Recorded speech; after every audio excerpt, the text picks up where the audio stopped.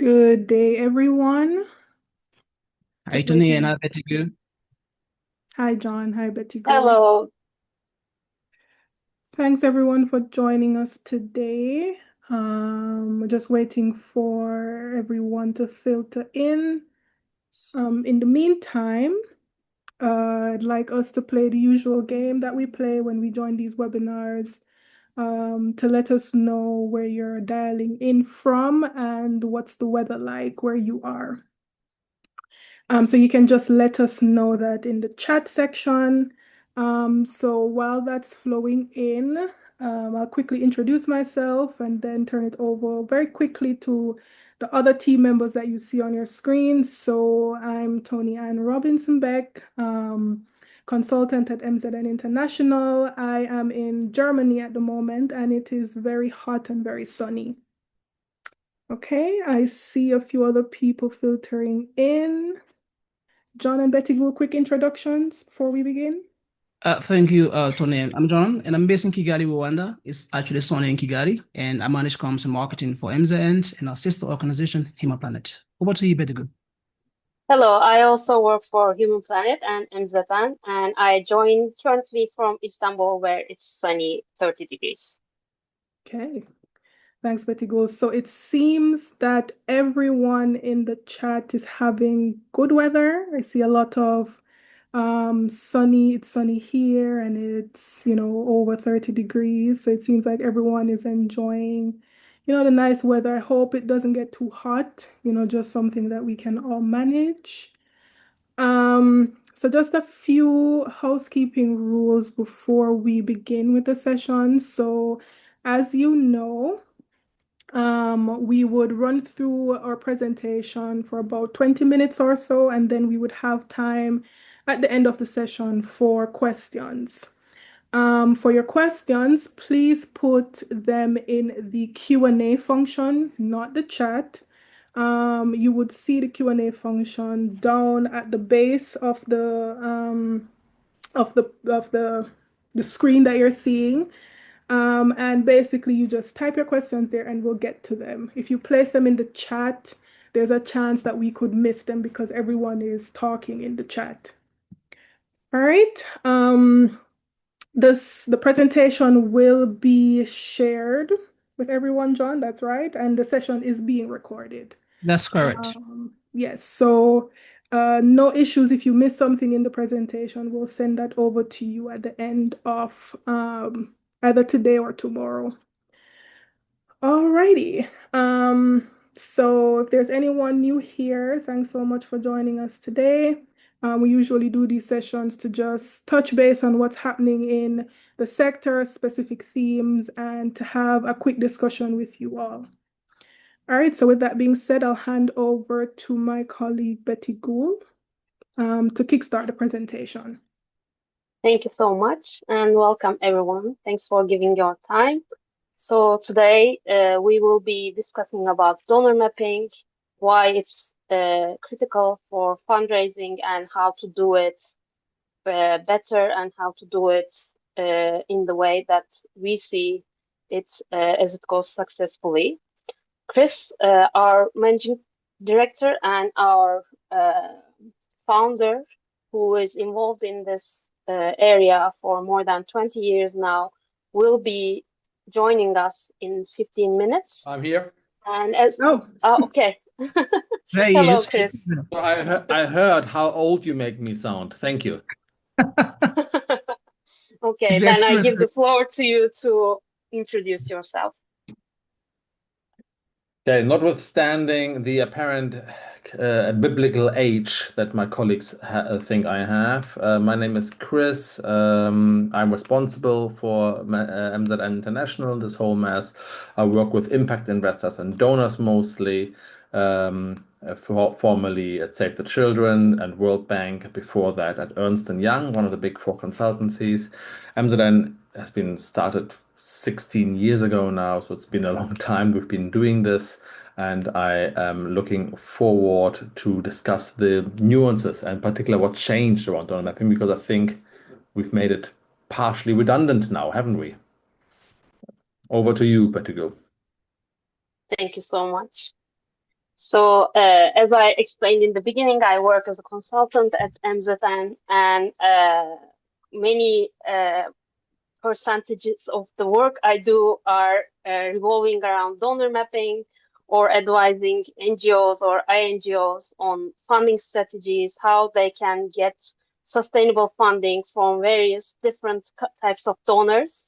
And we do it agnostically, country agnostic, continent agnostic, and also team-wise. And I would like to give the floor to Tony-Ann to talk about herself a bit more. Okay, thanks, Betty Gould. So I do a lot of what Betty Gould does, so I won't go through the full gamut of what she said. What's interesting to note is that I am directly responsible for, the launch and the design of Grantware, and we'll touch that a bit more in the presentation. But suffice it to say, I've been working at MZN for over 2 years now, and I do quite a bit of things. So yeah, it's nice to see everyone, and I hope you enjoy today's session. Thank you, Tony-Ann.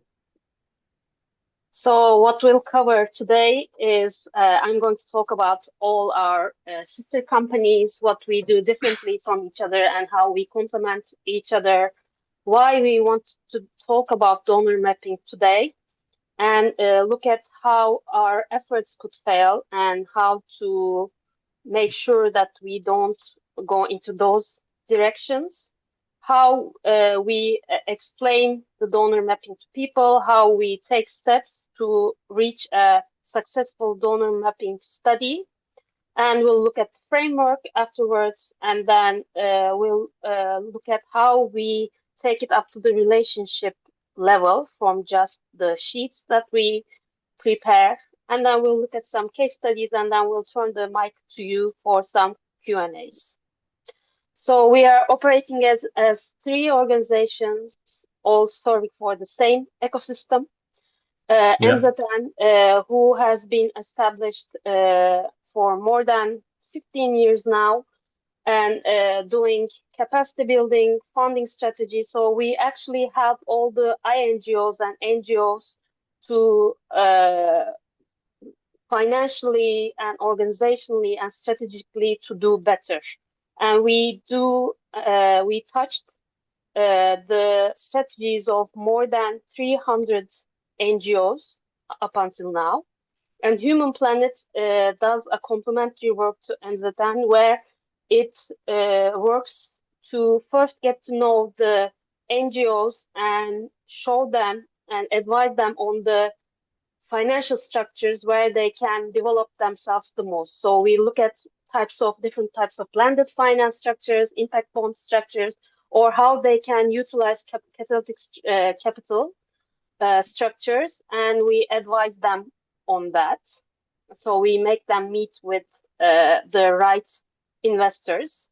And Terrava works in digital carbon markets with blockchain and AI support programs. With Terrava, we work in carbon credit markets, and we verify the carbon outputs. So when we look at the landscape in the last 2 to 3 years, so not for long, the funding landscape has shrunk. Is what we hear from everyone, like every big organization or funding mechanisms, they shrunk. However, it has changed shape. That's how we see it, because when we look at the numbers, for example, Gates Foundation is giving in absolute numbers for more than the past. And also we see that like there are grants still coming up, but the way that the international organizations team up with NGOs has changed, and we know that we have to keep up with that new scheme. So having said that, of course, the numbers are not always showing that the landscape is growing. We see a 23% fall in ODA assistance. We know that the United States ODA has declined, and humanitarian assistance fell by 35% in a single year. And the forecasts are showing that the decline will go on for a little while at least, more. So when we look at the, yes, Chris. You're just a harbinger of good news here, aren't you? No, but good news is coming up. Okay. There are still things to do. So, but again, to look at the negatives to see how we can learn from them. Grant searching sometimes fails, yes, but we looked at why this happens. Because to get the attention of the funders is not easy, and there are costs for hunting for the opportunities. You like most of the databases ask for some costs, recurring costs.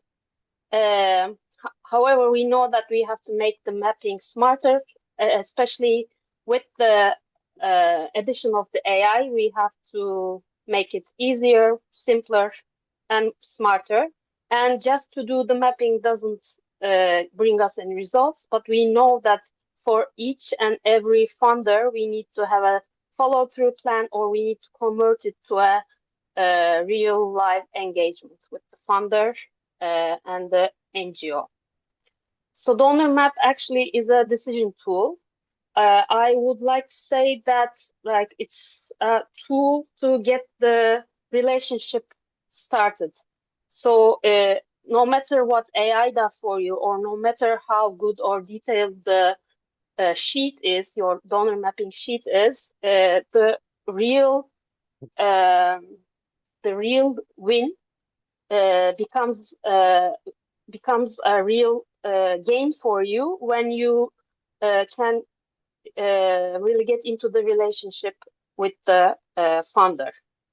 So before you get to the relationship, you need to make sure that your mission and strategy fits, or else you would not look good in the relationship when you started it. You have to have a clear plan. You have to show that you are providing a sustainable solution. You're not just after some funding, but you will use it strategically, and you will use it to advance your mission. So after this, I would like to give the mic to Tony Ann to talk about it, the other parts of our presentation.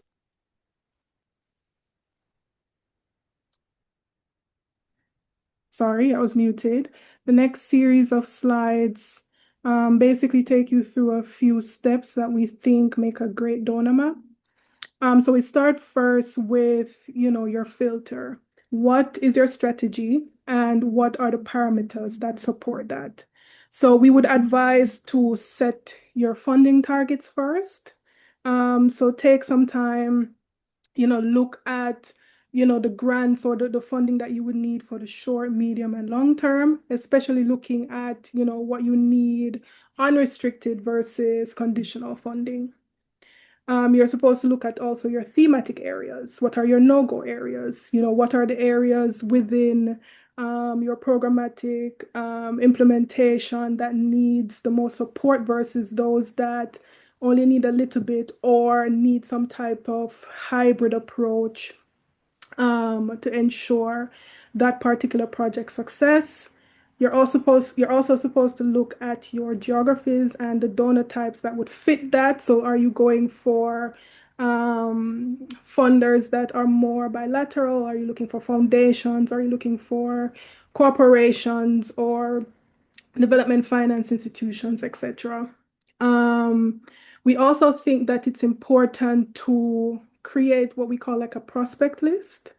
And this is where you are looking at, funders in three ways. So you're looking at like your existing funders, past funders, and the funders that also support your peer organizations or your competitors.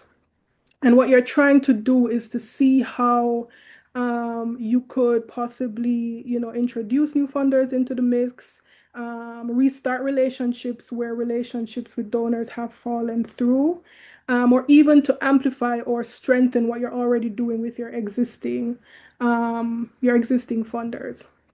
And the thing that we're trying to impart is that it's not only about, the funding opportunities that are out there, or the current relationships that you have. The core of, strong donor mapping and strong fundraising is to build and maintain key relationships. And don't think of the relationships as transactional per se. I mean, we all know that we're doing this with an end goal in mind, but to think of it as more of like a partnership. You're partnering with this particular donor to meet this particular goal. Okay, next slide, please. All right, so the next thing that we would recommend is to have a type of classification system. So you're looking at each prospect, whether this is a donor or a funding opportunity, based on 3 areas. So you're looking at the thematic fit, funding size, and how winnable this truly is. Then you're trying to sort this into kind of like a high, medium, low classification. And you have to assess and analyze this classification system and the opportunities to see what fits you best. Because sometimes it's not the large ticket items that would be of benefit to you. Sometimes you have to do a little bit of digging, a little bit of analysis to see if maybe this has a not so astringent reporting process, or this donor has been known to work with organizations similar to you, even though they're giving an amount that's not that high. So it's just about classifying and then analyzing within that classification to see what would be the best fit for you and your organization. We also recommend to do like a simple go, no go, and this taps into the analysis as well. And we believe that this is where the map adds the most value, and this is typically where NGOs spend the least amount of effort.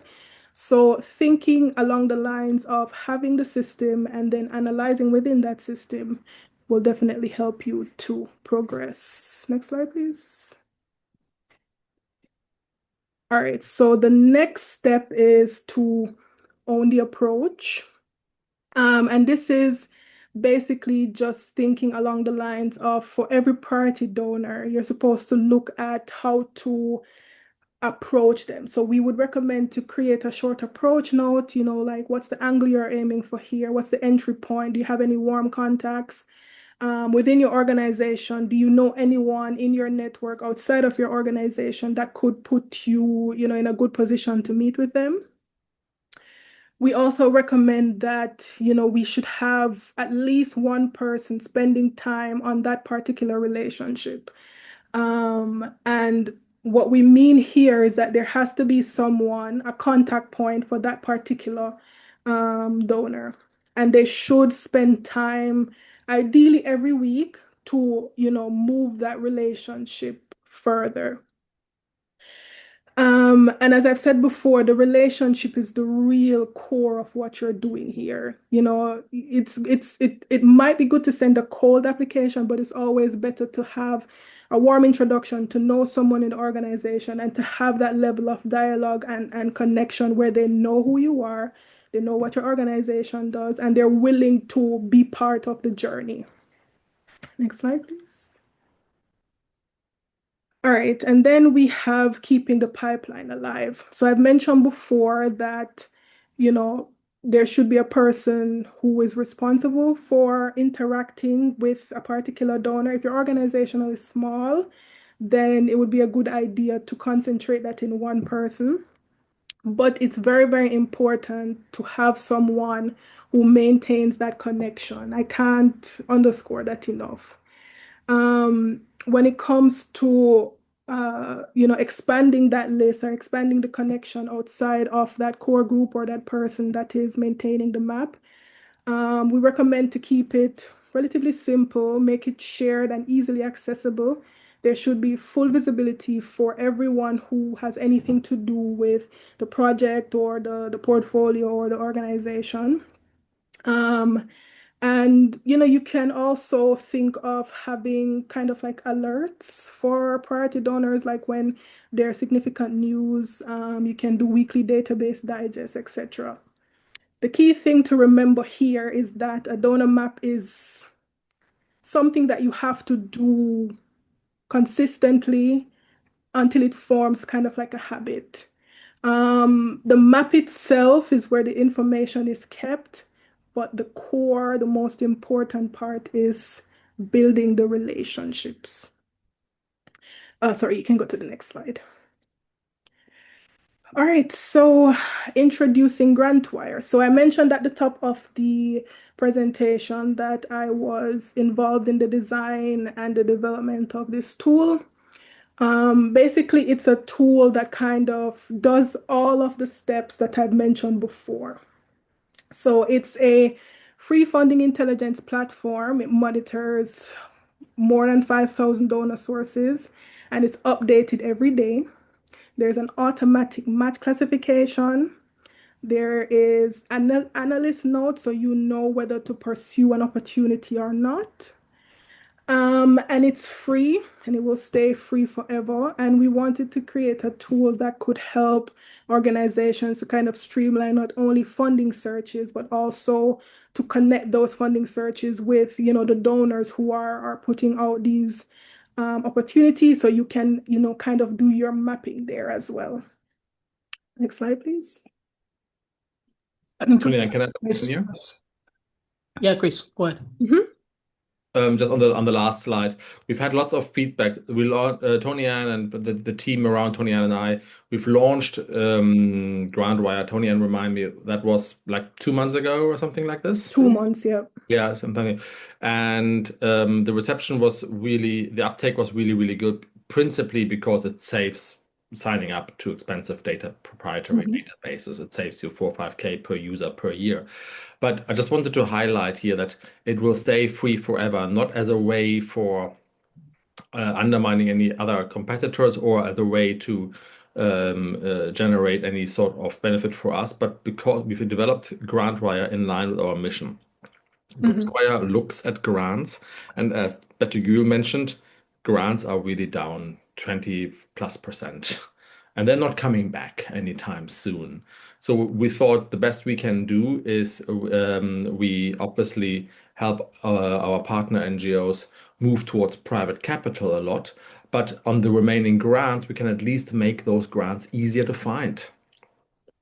And that's what GrantWire is here to do. And I'm sure Tony and you'll explain the matching there and how it will go through it. It took me about half an hour to set it up on a fictional organization for myself. I'm sure other people are faster. It goes through a series of questions, and it's just a simple to use tool to list out grant opportunities that otherwise we wouldn't find. And it will stay free, I guarantee that, indefinitely. And we will continue to invest hardware to accommodate the signups.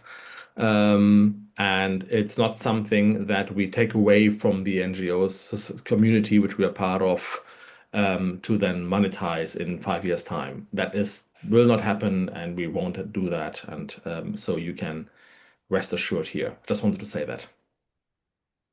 Okay, thank you, Chris. So just to build on that a bit, so what you're seeing here is a few screenshots of, what the site looks like. What you don't see here is that onboarding process that Chris mentioned. Yeah. It's a 10-minute process. And, it basically, this is where the AI bot is asking you questions about your organization, where it's based, thematic areas, budget specification. So everything that we would have listed in step 1 before. So the system takes that information and then provides the grants that match, the responses that you've placed in during the onboarding session. And if at any time you would like to amend anything based on your onboarding responses, you can just go to your portal and you can amend those very, very easily. And then the system updates from there. In addition, you can also get these opportunities sent directly to your email. In the second screenshot on the right, you will see at the top, send emails or something to that effect, where you can toggle that button on, and then the new opportunities would come to your email address periodically. And then when you look to the bottom here at the last screenshot, you will see that you have an opportunity. It lists the title, gives a summary, and then below in like this little box, you will see kind of like an analyst note. So this is telling you, it's a medium match and why it's a medium match. You could also have a low match, why it's a low match, and you can have a strong match, why it's a strong match. And this is a color-coded system, so you can just scroll through and see by color what's a low, medium, or a strong match. And then Am I lastly, right? yes. Am I right that the agent is now smart enough, Tony, and to learn what the user or you're logging in, you're voting up and down the grants, Mhm. and the system gets more and more targeted and more smarter about what you prefer. Is that correct? Yes, that's correct. So that's what I was just about to touch on. So Oh, sorry. you have a kind of like a thumbs up or like a dash and like a thumbs down icon on each opportunity. I think you can see it here on the last screenshot down at the bottom on the right. Yeah. And if you see an opportunity really fits you or fits your organization or what you're looking for, you can click the green thumbs up button, and the system will send more of those to you. If you click the thumbs down, you will get no more of opportunities like that. And the dash, which is kind of like the it's okay, you would get a few more of those, and then you can determine if you want to vote them up or vote them down. And yeah, that's Grantware in a nutshell. I'd be happy to answer any questions afterwards about the site. All right, so moving on to the case study. So we have two Tony, case studies here.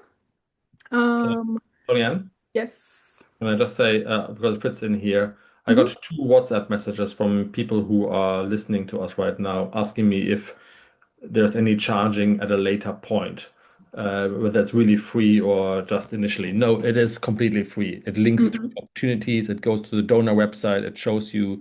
So if you have a UN or World Bank or European Union or whatever donor or IKEA Foundation or whatever foundation it then gives the links to that grant. It will not put up a paywall or anything in between. Um, there's a function there somewhere where if you need help review or write the proposal, you can contact my colleagues Mhm. doing proposal writings. I think that we charge is it $100 or $200 or something like this? It's really low. Yes, it's 200 after the first meeting. The first meeting Okay, is fine. always Yeah. free.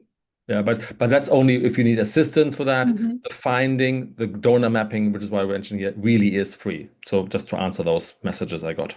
Yes, thanks, Chris. So it's free forever. There will never be a time where we put a price tag on the site and the information it provides. To underscore what Chris said, it's only if you need assistance from us with writing a proposal or reviewing a proposal. And the first meeting, the first introductory call that you have with us is always free. Okay, I didn't even know that. Yep. All right. Alrighty, so just to go over the case studies very quickly, because I'm going quite a bit into the time. All right, so we have two case studies here, just basically underscoring the benefits of having a tool that's free that can do a lot of the legwork for you and for organizations that don't really have the time right now to devote to focusing on finding grants, looking at donors to support them, etc.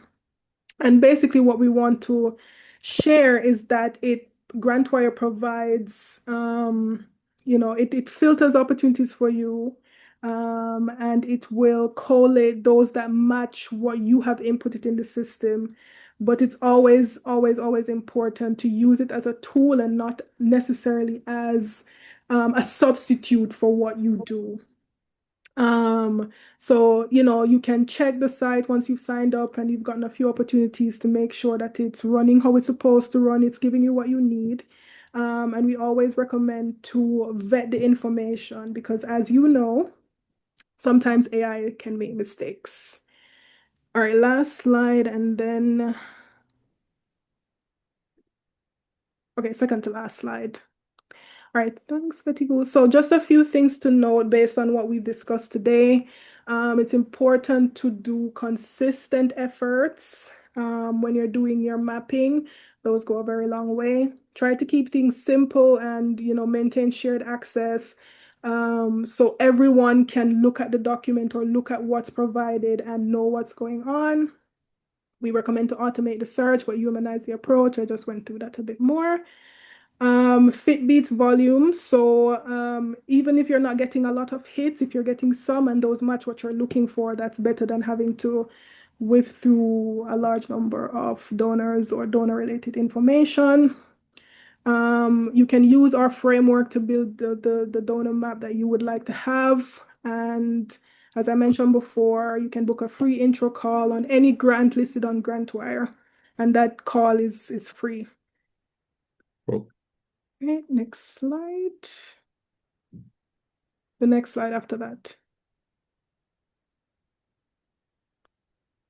All right, so thank you. So we're at the end now of the presentation. So we have a webinar coming up next month. It's how to build an NGO business partnership beyond donations. Yep, It's free looking to forward to attend. And you can register at mzninternational.com/event list. On the right here, you will see some of our training courses, which are led by our colleague Nicole. And you have things such as right winning proposal, impact bonds, which is done with our sister company, Human Planet, proposal writing with AI, and impact investing for NGOs catalyzing capital and positive change. And that's the end of the presentation. I think we go to the questions now. Please remember that you can place any additional questions in the Q&A function, not the chat, please. These are questions that we would have gotten before today's session. Okay. Shall we switch the slides so we can see us? If that's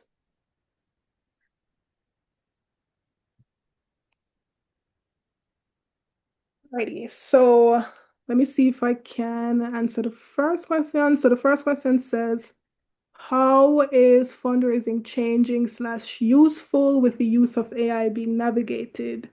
Are donors using their AI in their decisions on the distribution of funds or NGOs? I think we went through a bit about how fundraising is changing or has changed significantly over the past year and some change. And I think it's safe to assume that AI is kind of in the mix where everything is concerned. I don't think that's a very far-fetched conclusion to make. When it comes to donors using AI in their decisions on the distribution of funds, I think even if they're using also a human, centered approach because someone has to read the stories and take into account what's going on and have, the input that, a machine or a artificial system will not have. So I think that even if they are using AI in their decisions on the distribution of funds, that is tempered with having a human-based approach. yeah, I spoke Hope that to answers your someone. question. Yeah. I spoke to someone in the commission on Monday or so, and we discussed the use of AI in proposal and tender management.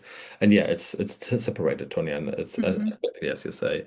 So AI does really help in summarizing the proposals where they're badly summarized, and they do compliance checks with it, which makes sense because Yeah. if the proposal is over budget or if the VAT form isn't enclosed or whatever, compliance checks are easily done by AI. But it has to be notified, and as per Sunday, by the way, there's a law in the EU that whenever the AI is used in any work process, it has to be notified. So you should be getting a little black AI mark on the bottom left or right on the screen when you get a AI assisted message. And I think it goes both ways. I want to add, like the funders now know that the people who are the organizations who are applying are benefiting from AI. On the other hand, when they are evaluating it, as Chris said, especially in the first stages where the minimum eligibility is assessed, of course, they are also making use of AI.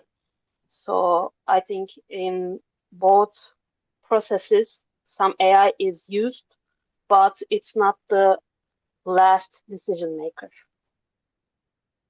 Yeah. Okay, thanks, Betty Guru. The second question is, one sec, it's about how do we score non-traditional funders like foundations and blended finance? I think that's a very good question for you, Chris. Yeah, I didn't find the question. Would you mind repeating it and who asked it? So the question is not in the Q&A yet. This is Oh, I a see. question that's on the deck that we got before the session. Okay, in which case, would Um, you mind repeating it? Yes, so how do we score non-traditional funders like foundations and blended finance? I think they mean how do we like get their support? Okay, how do we score? I get it. Okay, yeah. Clearly, I'm too old. The I think there's a common misconception around private capital, be it bonds, blended finance, innovative finance, or whatever it is you want to call it, in that private finance stretches your existing grant base.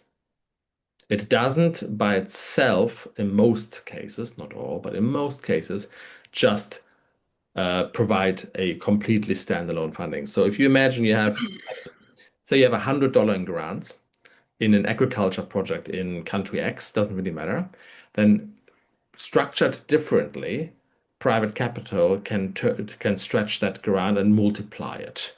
Our research indicates that a multiplier of 3.8 to 4.0 is pretty standard, pretty common. So $100 becomes $400, which obviously is a quadrupling of the amount that goes to the farmers in this example, or the health clinic, or the kindergarten, or something like this, which is a major generational opportunity for all of us.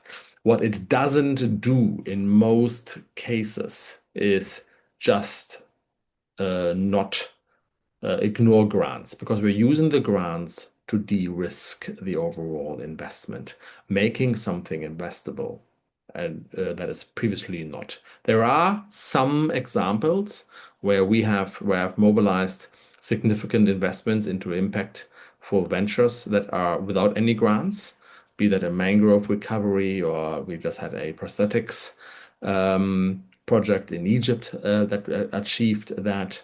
But even there, the organization underwent a process of setting up structures that allowed them to even host this private capital. So just, scoring private capital requires a fair amount of preparation and a integrated business plan that combines your grants and your private capital, significantly so, but it does require good preparation.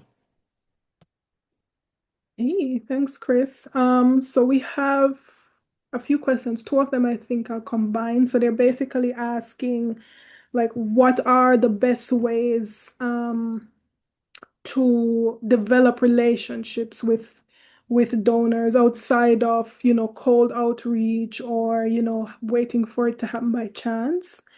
And I can begin on that one. Yeah. So I think the main thing is that you have to look within your network to see who could be able to facilitate an introduction or, just bring your name and your organization to the donor's attention. So, relying on your network is kind of an essential step here. The other thing that I would say would be to kind of network with donors. There are some events that happen throughout the year that you could, attend if you can and, try to meet, different donors, get your name out there, your organization out there, and see if, that could be a way to leverage the relationship. But I think the more important thing is to connect through your network, because that tends to be a little less cost intensive, and it's something that even smaller NGOs can do. So to look within your network, see who knows someone in a particular organization that you're looking to seek funding from, and yeah, take it from there. Anything Yeah, I else would anyone like wants to to add that yes, Tony, and I was also going to say, like, you have to know the network of your network to be able to get introduced.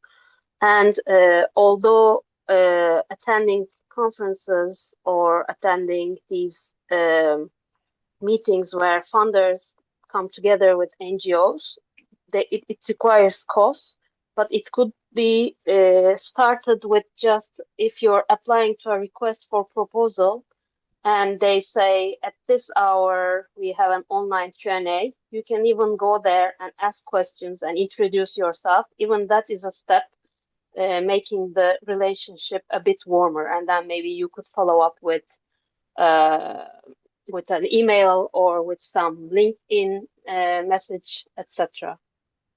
That's true. Can I add to that a little bit controversial, Tony and Bettigul, that a really good way of the way I've built relationship to many donors in the last 20 years is failed proposals.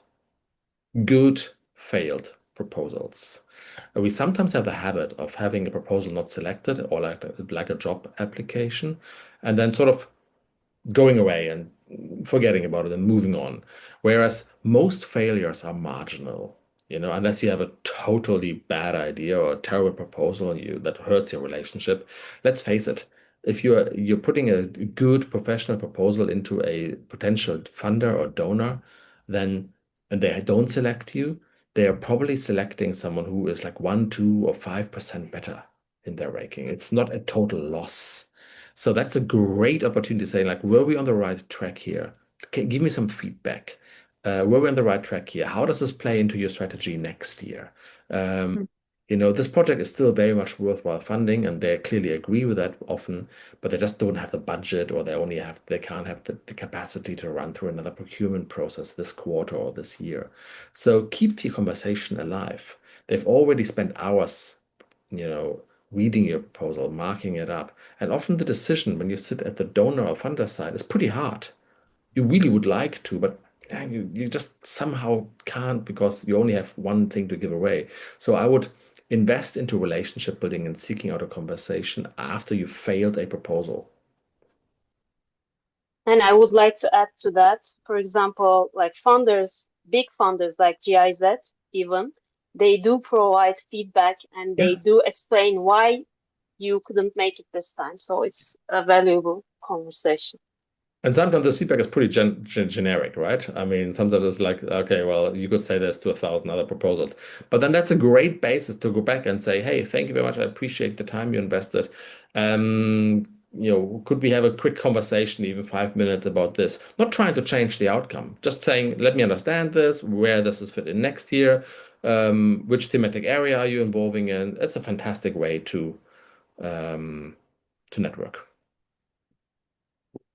Alrighty. Thanks, Chris and Betty Goo. So before I go to the next set of questions, John would like me to bring to all the participants' attention that we have a short survey Okay. that will appear on your screens when we're near to the closing of today's webinar. We would really appreciate if you could take 2 minutes to complete it. It's basically asking you to tell us the topics that you would like us to cover next. And it would also send you the recording and the slides and our one-page donor mapping checklist. So if you would like us to look at your own donor map, there is a box that you could upload your own materials and we'll take a look at it. But would please like you to do the survey that has all these things that I listed just now. It would also get you direct engagement with us outside of the webinars and emails. So please take the time to fill out the survey. And if you have any questions, please send us via email. Okay.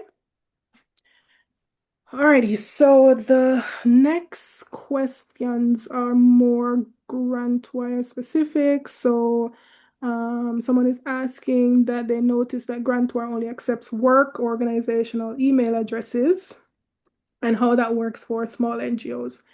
All right, so we would like to keep that work or organizational email address format, but what you can do if you have Gmail or Yahoo or another type of general email domain is to just send us an email at hello@mzninternational.com. State what you're looking for, and we'll work with you directly to get that rectified so you can access the site. Okay. And By the way, we had to do this, just so everybody understands, we had to limit it to organizational emails because of traffic flows. Because yes. free database that replaces many other expensive databases, we just had to moderate the growth. So it's not that we want to exclude anybody, we are just managing the level of IT investments we can also manage, given that this is not something we earn any money with. Okay. Yes. Thank you, Chris.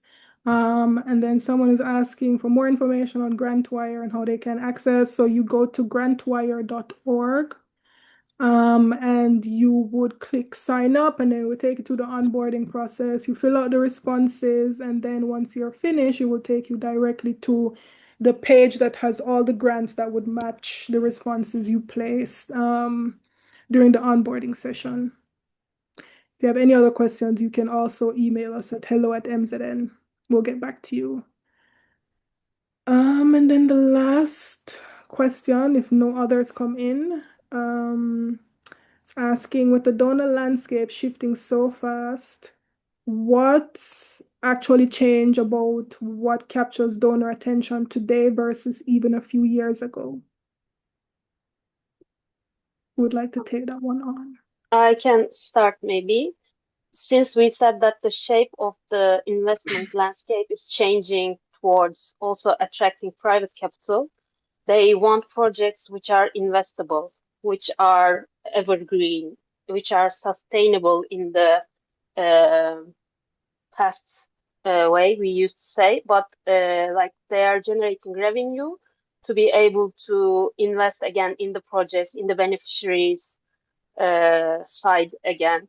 So, and to be investable, it means you should be replicable, you should be you should have a fair and sound financial model, etc. So that's the change we see, one change at least that I see, I can share. Yeah, and just to add to that, I think another important component is that your results from whatever project you're focusing on or doing or implementing should be measurable. Meaning you should be able to demonstrate what has changed since the implementation of the project, and how that benefits the groups or the persons that you're working with. So you have to demonstrate that what you're doing is actually working and transforming people's lives. Yeah. And I would like to, sorry, I want to add something to just what Tonyan said. They are not that much interested in metrics such as the number of people trained, but how this training changed. For example, if it's a financial training, how it changed, how it raised the consciousness of financial management in the family, or how the savings structure changed in the families, etc. So not just the number of people who just got there and listened to the training. Absolutely. The other part is we have to realize there's an alignment the donor needs to do most of the time with the foreign policy of the institutional, the banking, or the country that they come from. So the new Foreign Secretary of the UK has said it very clearly this week that development and aid is definitely linked to foreign policy. Now, you don't need to debate whether that's right or wrong. It's just that's what the new foreign secretary has said. And if you do want to have FCDO grants, then we need to realize and recognize that perspective. With an institutional or with a corporate investor, it's the same way. If the proposal acknowledges the corporate's interest, be it in the supply chain, in the value supply, or in the value chain, then this proposal gets a lot stronger. So we are not designing interventions in isolation. We are really designing them in the matrix of the interest of the corporate, the banking, financial institution, the DFI, and or the government, or indeed all of them. The only difference here would be where we are really talking about humanitarian life-saving assistance. And even here, we've seen, unfortunately, that national interests play out in grant providing. So let's be realistic about these things. Okay. The last question for today, I think, will be from an anonymous attendee, and they're asking that with donors pushing localization and funding national organizations directly, where does an INGO genuinely add value, and how can they prove that they do add value? Actually, I just had a discussion this morning about this, where international NGO was contacted for a work in Africa because they were contacted by a local NGO which they liked their teams and or way of working. They fitted well. However, they couldn't really just want to rely on the local NGO, but wanted to have an INGO to be able to work around the reports and the legal stuff, etc.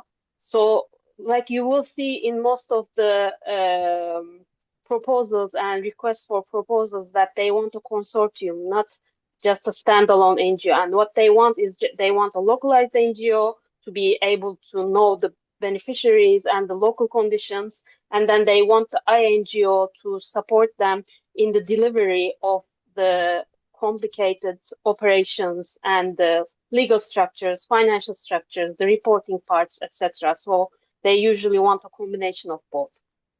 Yeah. And by the way, with private finance, that's even more pronounced, isn't it, particular? You need the INGO to hold the instrument, and you need the Definitely. password network there. So that's, if you are pitching something that is, you're looking for a grant, but you're giving them a route to investability, and that's very attractive. Yeah. Cool. Okay. I think those are all the questions for now. I don't see anything new. If not, people can also email us. We have a habit of responding to emails quite extensively if you need help.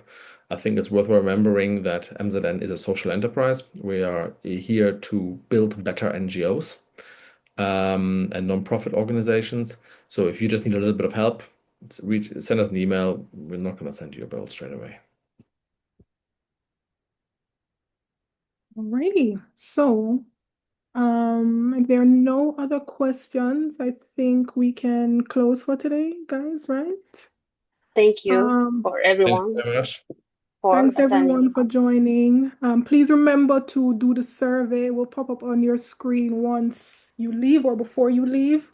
So just take 2 minutes and fill it out. And if you need to get in contact with us, we've put some email addresses in the chat for Grantwire, Chris's email, and also how to access Grantwire. So thanks everyone. I wish everyone a good day and see you next time. And I want to take Goodbye. the opportunity to thank my colleagues here for preparing this. And thank you very much, everybody, for joining in as well. And I'll speak to you. We'll all speak to you very soon. Goodbye. Bye Bye, everyone. everyone.